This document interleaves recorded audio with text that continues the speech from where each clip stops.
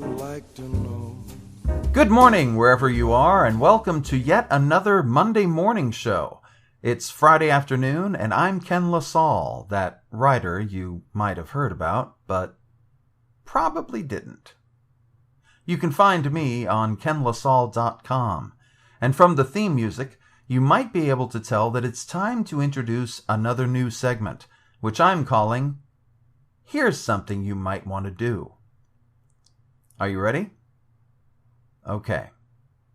Here's something you might want to do. You might want to consider that the safety of GMO foods goes beyond your stomach. There's been a lot of talk lately, and actually for quite a while, over whether we should restrict the use of GMO or genetically modified foods. Some people say that you might not want to eat plants that even bugs won't eat, which to me sounds like pretty good reasoning. The scientific community is purported to be pretty split over the issue, just like they were split over the concept of global warming some decades back, or about the harms cigarettes posed before then.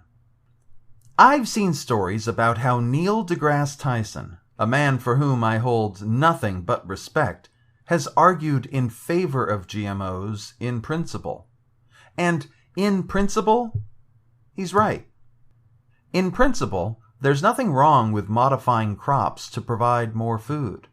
In principle, that's the way we'll need to go to feed all the people in the world. We'll be hitting 8 billion very soon. Somebody has to feed them, right? In principle, this makes sense. Sure.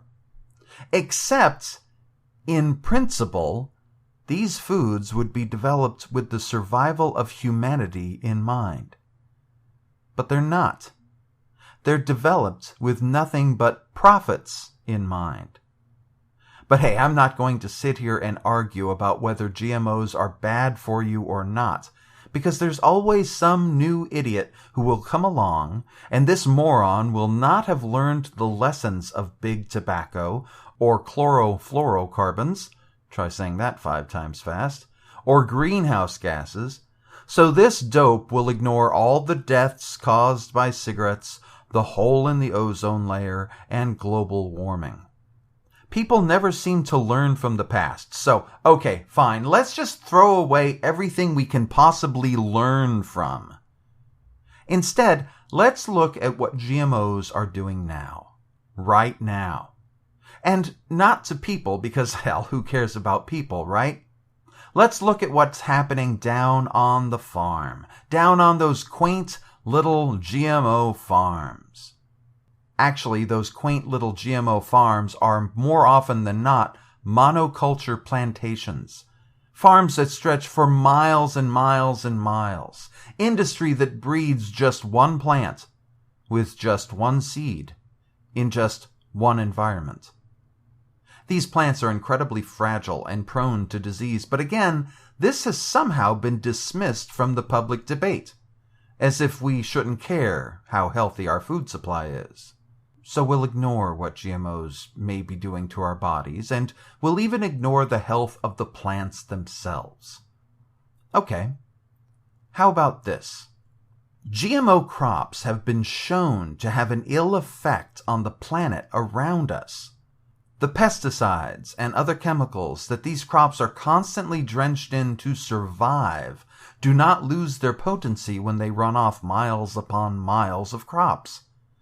These chemicals were designed to kill off weeds and bugs that normally live amongst and eat the crops.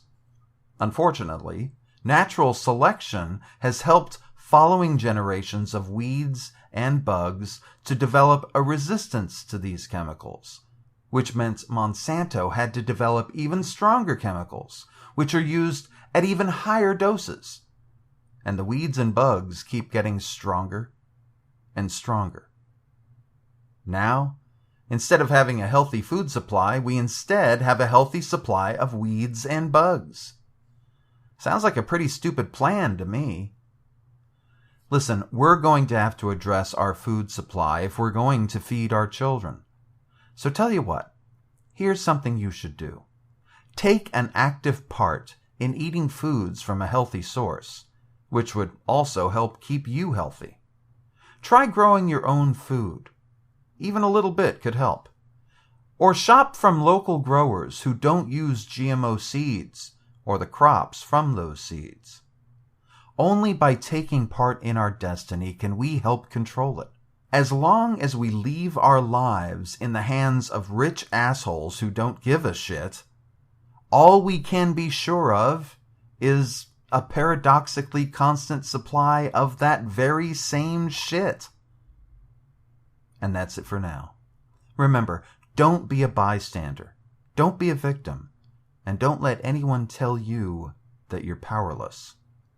And I'll see you on the next Monday Morning Show.